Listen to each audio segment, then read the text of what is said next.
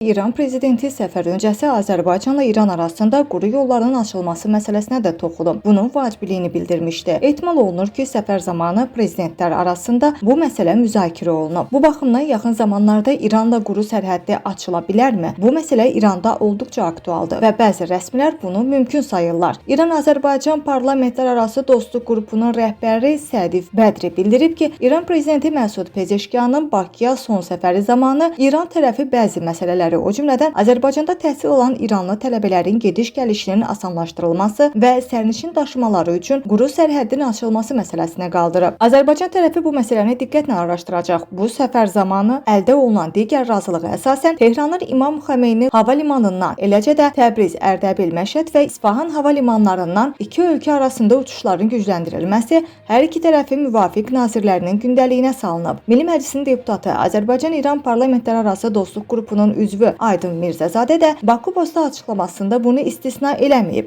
O bildirib ki, səfər zamanı quru sərhədlərin açılması barədə məlumat verilmədi. Amma görünən odur ki, artıq Azərbaycan və İran iki tərəfli münasibətlər fonunda mehriban qonşuluq prinsipləri irəli sürürlər. İki ölkəni yaxınlaşdırmaq üçün nə mümkündürsə ediləcək. Hər halda hakimiyyət bütün məsələləri götür-qoy eləyərək belə qərara gəlib. Şərait yetişən kimi yəqin ki, bu məsələ də həll ediləcək deyə deputat açıqlamasında bildirib.